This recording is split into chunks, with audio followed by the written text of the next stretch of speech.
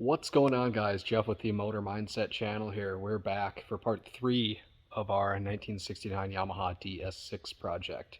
We just got some parts in the mail, so let me show you what we got here. Shout out to Dennis Kirk for getting me all this stuff in 2 business days. Highly recommend them. We've got pod filters or uni foam filters with the angle on them, so hopefully that'll kind of kick them out from the battery box.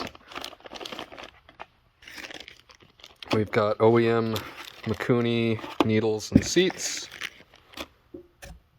We've got, what do we have here? Pilot Jet.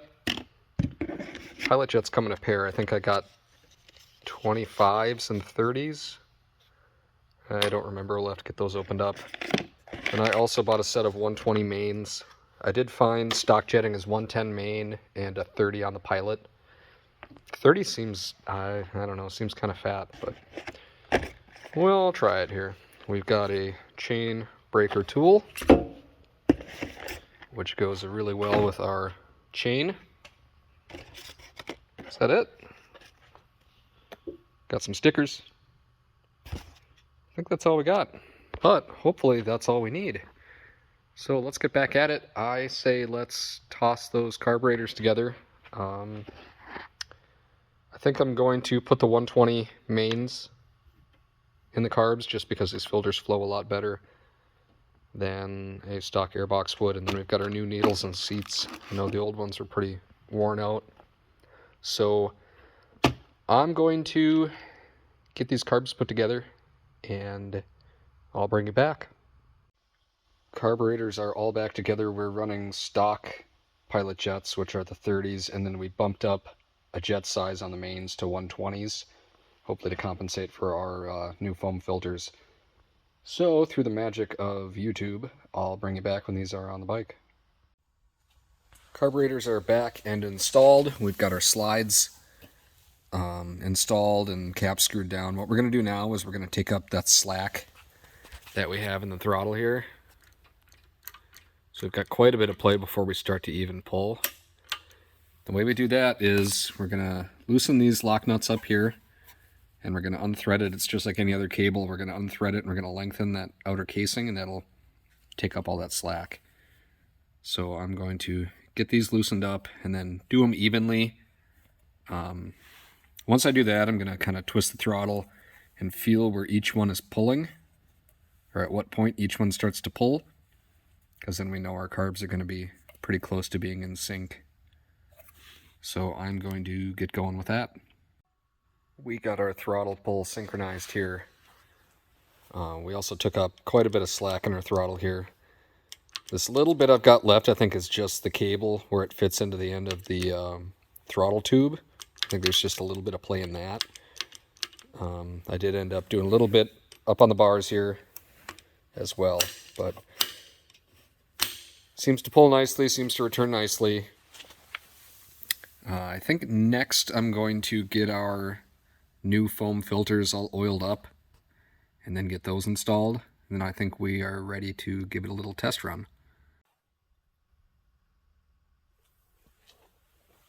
These are the new pod filters I'm going with. They're two-stage filters, so we've got this collar that goes on the outside that's kind of a more coarse foam, and then you've got a much finer foam inside.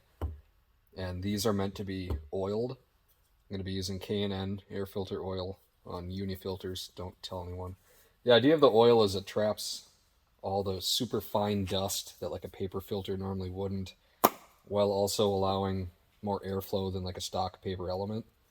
So basically I'm just going to soak these all the way down, give them a good spraying, and then kind of squeeze that oil in there.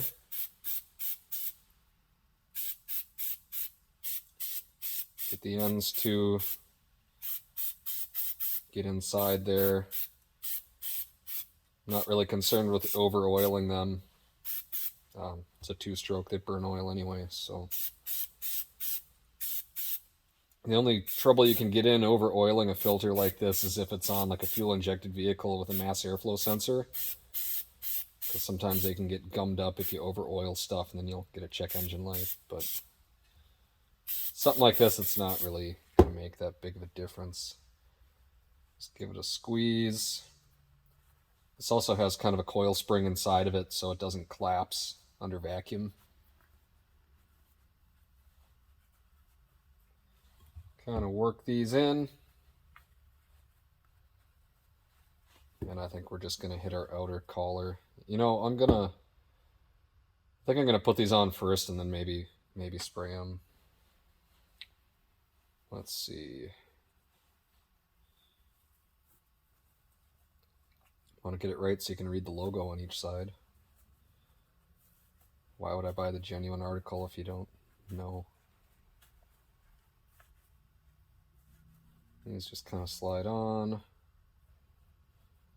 These are angled, so I'm hoping they'll kind of kick out away from that battery that sits behind there. Let's see. That's going to be a right-hand one. We can always adjust these a little bit too. It's a right hand.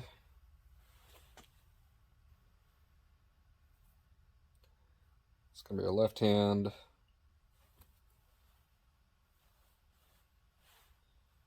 Same deal.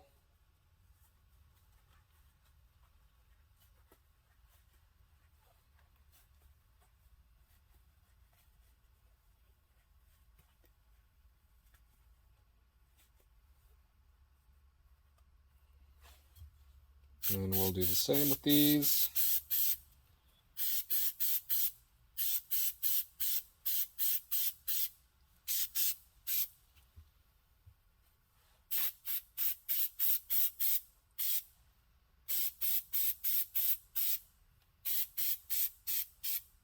As the bike runs, it'll kind of suck that oil through too. I'm gonna find a rag. I transformed it into a full-on race bike. Check that out. Those look pretty cool on there. This left cylinder is kind of pressed up against the battery box here. I think eventually I am going to relocate this, or relocate the battery, get rid of this box altogether. Really all that big chunk of steel is doing is holding the battery at this point. So I could run a small AGM or a lithium-ion battery under the seat, or even tucked up in there. I don't need a big battery. All it's doing is running the ignition system and eventually the lights. So this battery's overkill. So once I open that up, it'll look a lot nicer. Those filters won't be so blocked, I guess.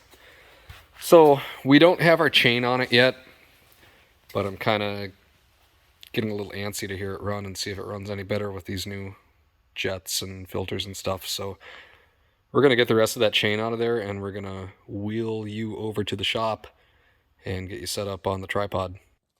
What do you guys think? Think it's going to run? Get our choke on. See what she does. How many kicks? 2? 3?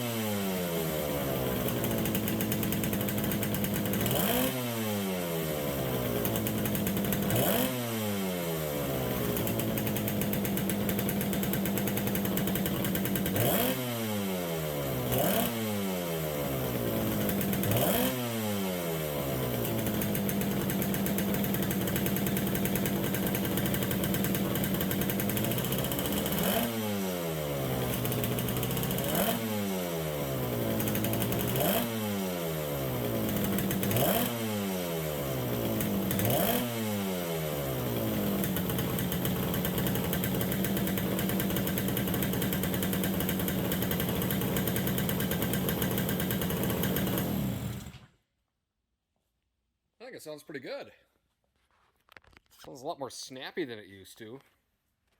Definitely has crisp throttle response. I think when I adjusted... Do you have to be in every video? No, I'm not going to throw that. I think when I adjusted those throttle cables on each carb slide, I think I brought them up too high because I think it's holding each slide up a little bit. I got the idle adjustments backed all the way out, and it's still idling a little bit high. So I'm going to try to drop those down a little bit. But other than that, I think our new jetting definitely benefited us. I won't know for sure until I get to ride it a little bit and get a good plug read. See what color those plugs are. I know our oil to gas ratio is a little rich right now. It's pretty smoky, but that's not going to hurt anything. If anything, it'll foul out a plug or two. But oops, I have to clean that up. That's one of the spots where the pipe's rusted out in the bottom. It's just blowing oily exhaust. I have to get some floor dry on that. But once it warmed up, it seemed pretty crisp. It didn't really bog off the line. That's just with the 30 pilots and the 120 mains. So I think I'm going to try to mess with idle a little bit, and then we'll get it wheeled back over, and we'll try to put that chain back on. I don't know if I'm going for a ride tonight, since I don't have a headlight, but we'll see. Is it raining?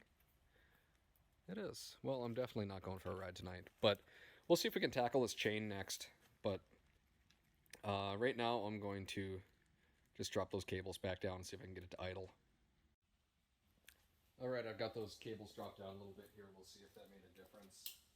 I still have the idles backed all the way out, so it might not want to idle right away. I'm going to see if maybe I can keep it running with the throttle and then reach down and try to bump it up to where I need it.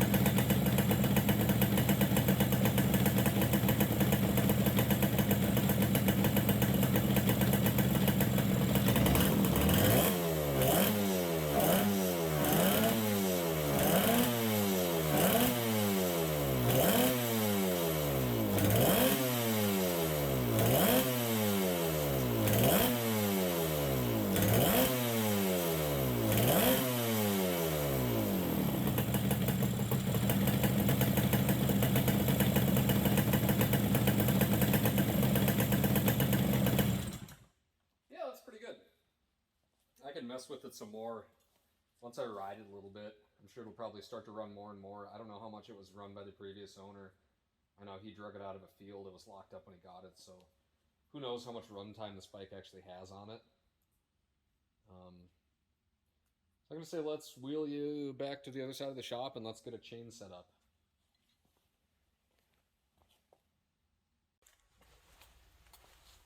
Pulled our old chain out when I went to go test run it. Looks like this is all one piece. I don't think there should be any oil. I think the transmission is sealed off. I think the lip is right there. So I should be safe pulling this outer cover off, and then our points should be behind there. 1, 2, that one's missing. We should probably replace that. That's a super long one. I don't know if we'll be able to find something like that. Might have to go online. 3. That should get out of the way. Maybe enough. Okay. Well, I'm going to pop you in the stand there so you can watch me struggle with these screws. I'm going to try it without the impact driver first, just to see if they'll come out.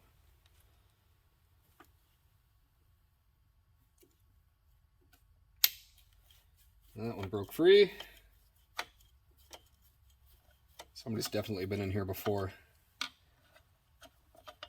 All these screws are marred up. The reason they're marred up is all the hardware on old Japanese bikes isn't, it may look like a Phillips, it's not actually a Phillips, it's what's called JIS, Japanese Imperial Standard. And a Phillips kind of works. JIS is really what you should use, and I don't have any, so that's on the list.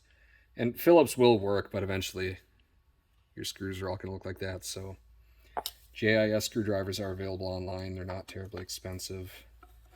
Something you should probably invest in if you're going to be doing any wrenching on old bikes like this. So that one went on top. That one goes on the side. I'm going to get lucky. Oh, I see a drip of oil underneath. I wonder if we have a crank seal. That's out of it or something.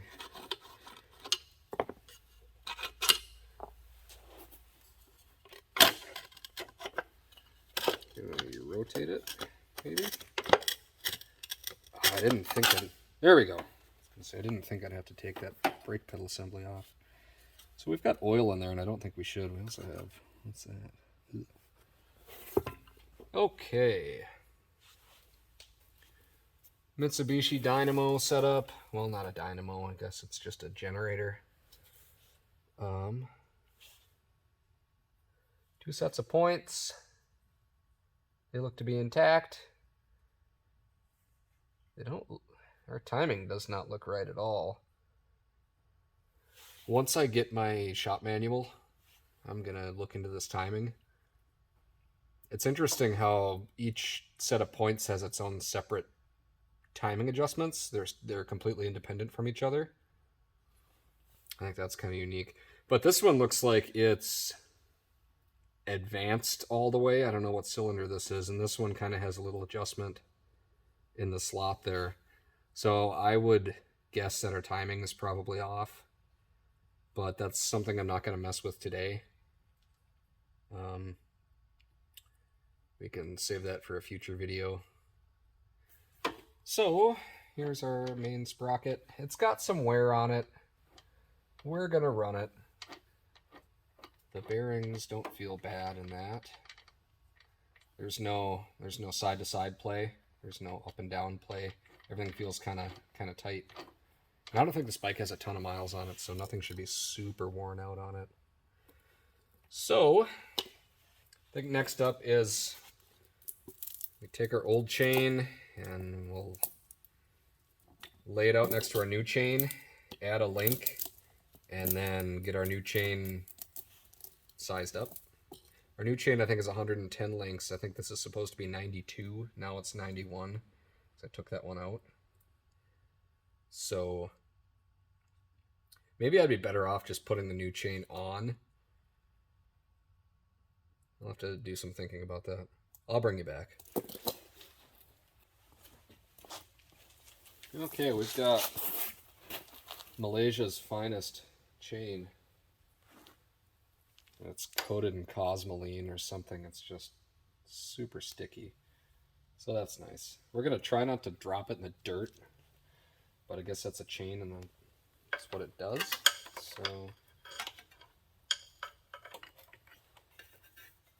oh, I bet a second person would make this a lot easier. So you probably wouldn't have to be staring at my elbow the whole time. Let's see if we can get it through this chain guard. Come on.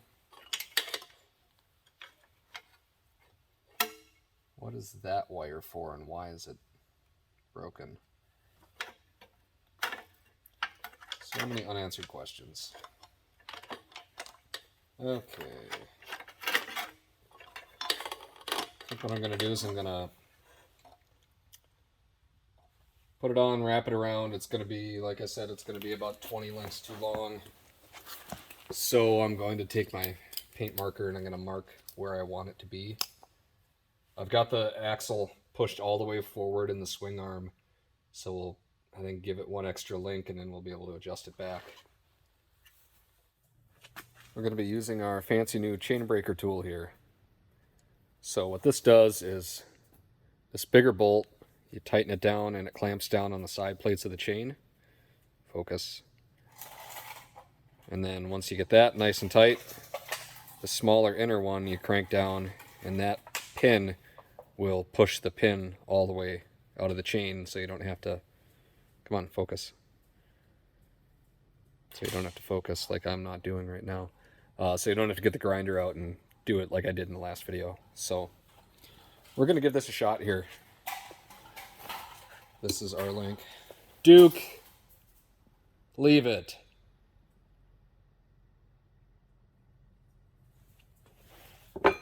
Okay.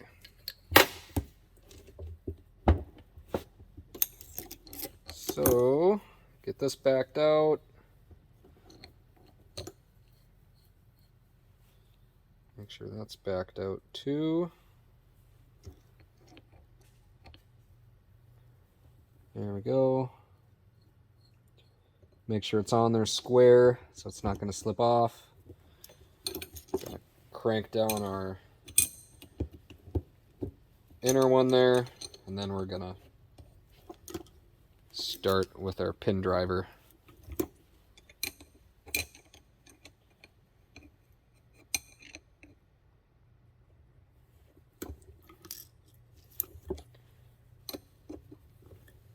And in theory, if I did this right, adding the master link in is going to give us our right length rather than sit and try to count links.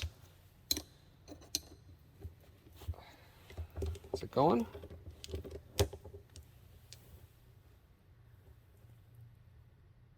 To be determined. I'll just keep cranking on this thing. Maybe the right way.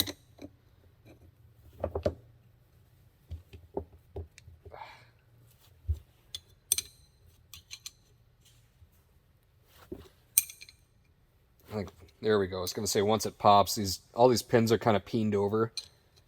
Like, once it smushes it through, it's going to be smooth sailing. Probably even do this with like an impact gun. I don't know.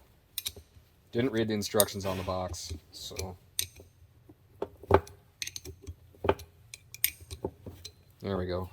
Going smoothly now, so I think we're pushing it just fine. I don't think I've ever used one of these before, but I think it was 30 bucks, 32 bucks, something like that on Dennis Kirk, who we would still love as a sponsor, by the way.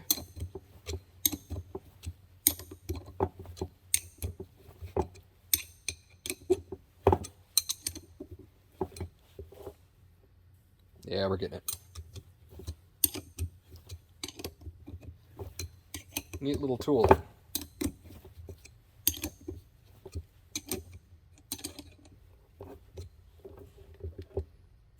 Yeah, it's starting to poke out the bottom there.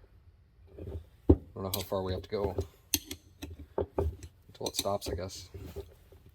Still have a little bit of travel.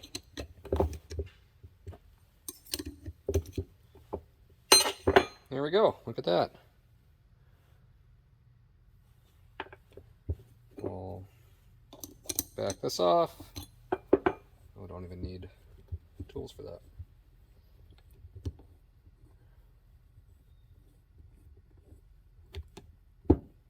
Yeah, we still have to back our driver pin off, though. That's what's holding us up.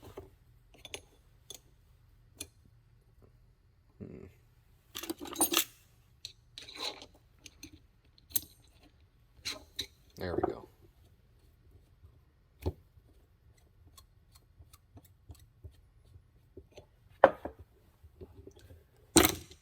And just like that, that's our proper length of chain. So let's go pop it on. Okay, let's see how we did. I think once I get this all on here and ready to go, I'm going to give it a really good cleaning. I'm going to scrub it down because I don't like that grease that's on there. It's super sticky, and I don't think it's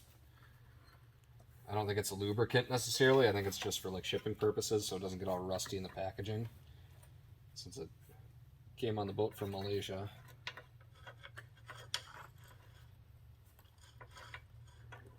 So get that fed over our frame there. Kind of giving up all hope on keeping this chain clean, but like I said, we'll just clean it up. So that gives us a little bit of slack. Take our needle nose out. Maybe we can just grab it. Just trying to get this clip for this master link unclipped here. Don't know why they would clip it. I guess so we don't lose it.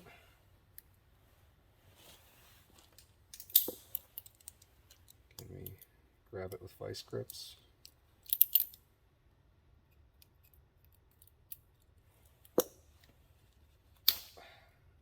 Oh, come on.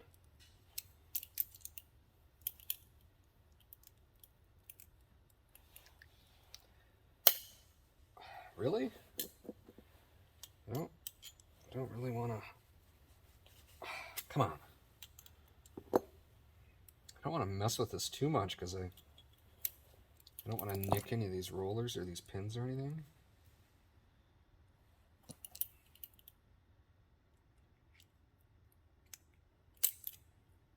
I'm usually able to just pop a pair of needle nose on them and just snap off, but I guess this is fresh and doesn't want to come apart.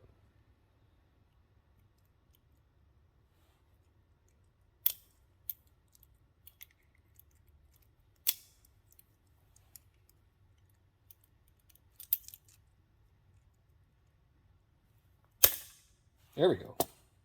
What a pain. Should be easier to put on, I think. Then we've got our little removable side plate there. Pretty easy to figure out how these go together. Like that, like that. Put our plate on.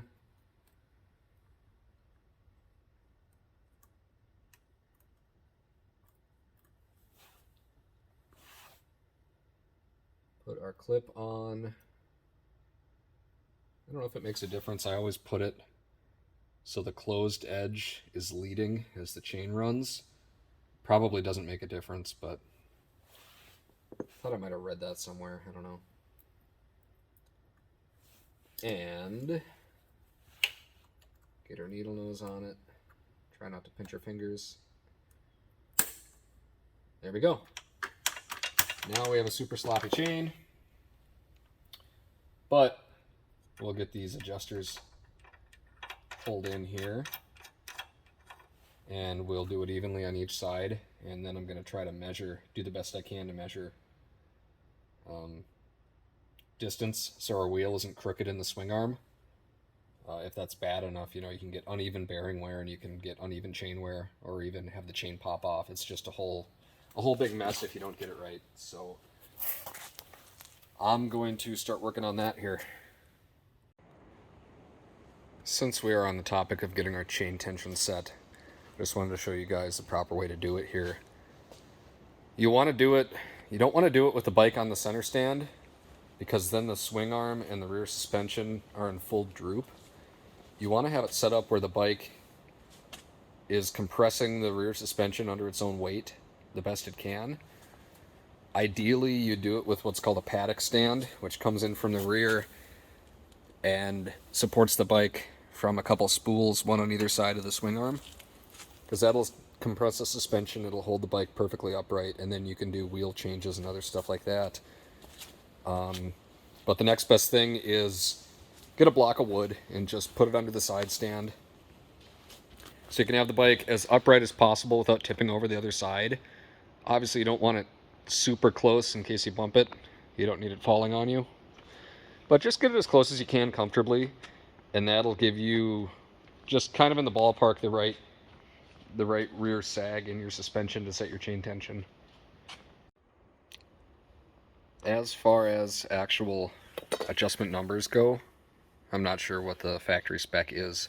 I think I'm gonna go for about 35 millimeters or so. So the way to do that is, see if I can get a ruler in there.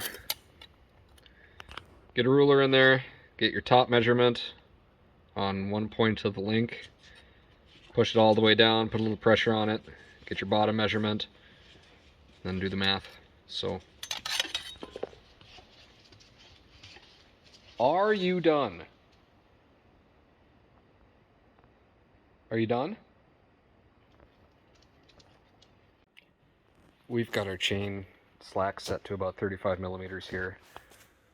One thing I want to point out is when you're tightening these adjusters, you want to make sure you go evenly on each side. And there are marks on the swing arm. There's a mark that corresponds in the adjuster itself. I don't know if you can see that right there. Just make sure they match on either side. That should get you close enough to where you need to be.